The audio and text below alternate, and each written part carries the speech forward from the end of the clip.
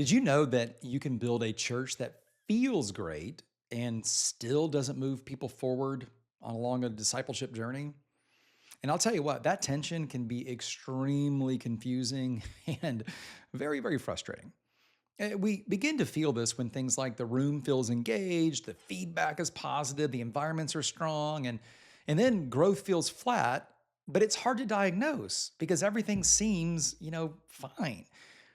When this happens, most pastors assume that intensity must be kind of low. Like if growth is slow, intensity must be the problem.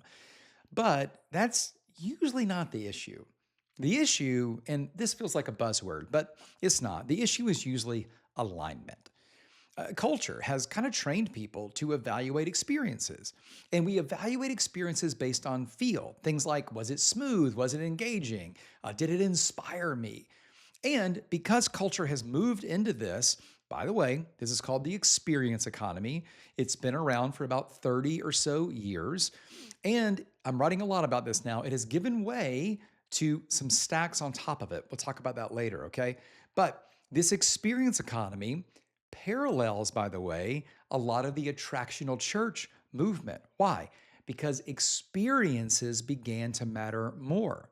So when the experience began to matter in the marketplace, in the economy, churches adapted. And by the way, that was really wise. Of course, as churches adapted, we began to kind of drift into optimization, though, of experience. We began to optimize experiences. So, what do? We focused on, and I do not in any way, this is not a critique or I don't mean this negative, but it's just what happened, and it happened for good reasons. But we began to optimize for experiences. We began to optimize lighting, transitions, communication clarity, production quality. And again, none of that is wrong, especially when the experience economy was new and everybody was migrating that way. Again, you don't have to look very far to see businesses that failed to migrate and keep up with the experience economy went out of business.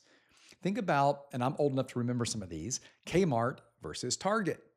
That was not a great experience at Kmart. It was a service experience because we were in the service economy.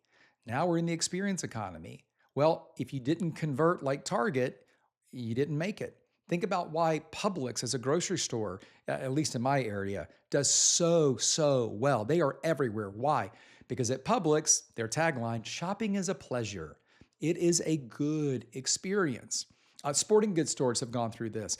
There used to be a place I went to as a kid when the service economy was strong called the Sports Authority.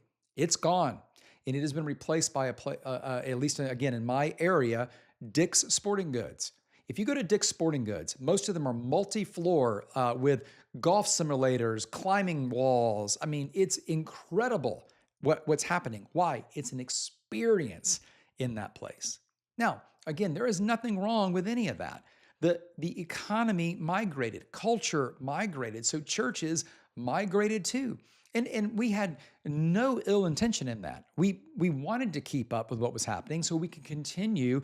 We don't want to be unattractional. I mean, Sears and Kmart went out of business, so we're not trying to do that. However, it has created some structural problems today. I mean, experience does create a lot of enjoyment, but enjoyment does not automatically produce application. And application is what God uses for transformation. That's what discipleship is about. An application has to be engineered. I like that phrase.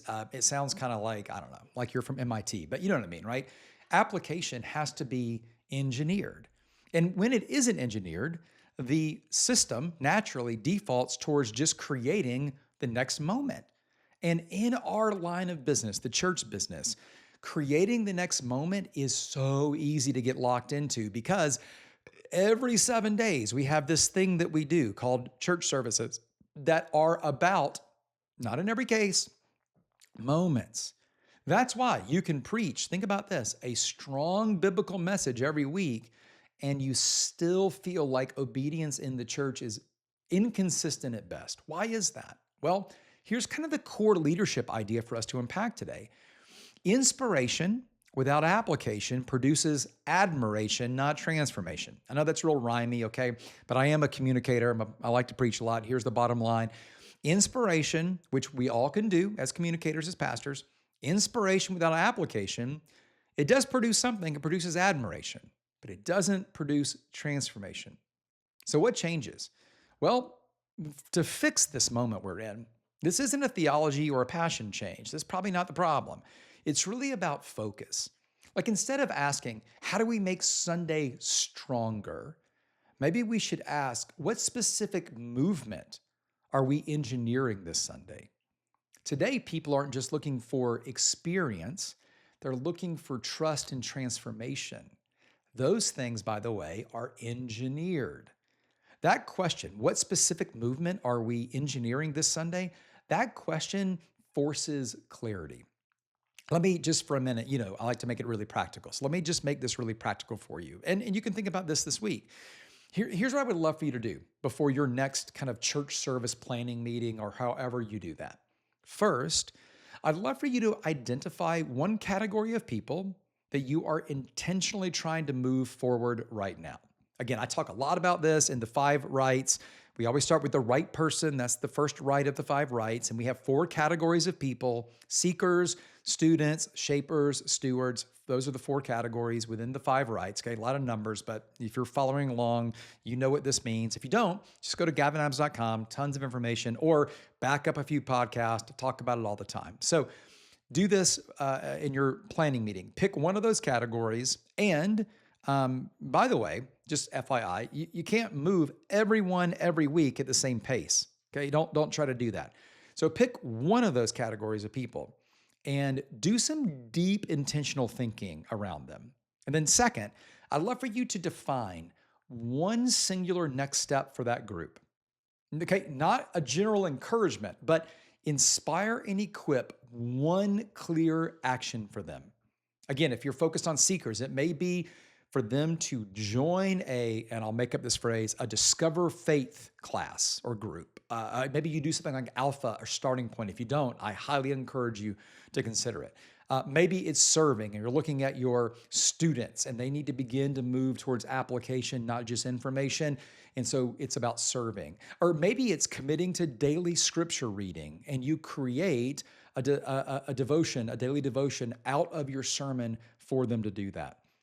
Maybe it's attend the next leadership gathering. Again, it doesn't matter what the next step is as long as it is aligned to the person that you're asking to take it. Don't ask the seeker, the non-believer, to join the next leadership gathering. Okay, that doesn't make any sense. So align the next step to the person that you're going to inspire and equip to take it. And if you can, which we usually can, make it measurable so you can track how it's going. Okay, once you've done that, here's the next thing you do. Align everything around it. We kind of, in the 5 rights, we always start with the right person, and then we start with we go next to the next step, the right next step. That's the 5th thing in the 5 rights.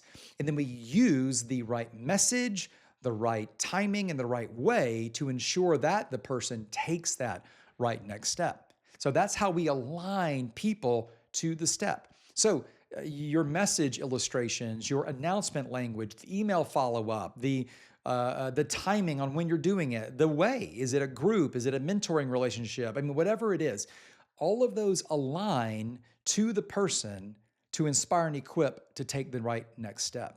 And then I'd love for you to think about how you can reinforce that repeatedly throughout the week. Okay, you don't do this casually. This is highly intentional. And because we made it measurable, the last thing you can do is measure some of the responses.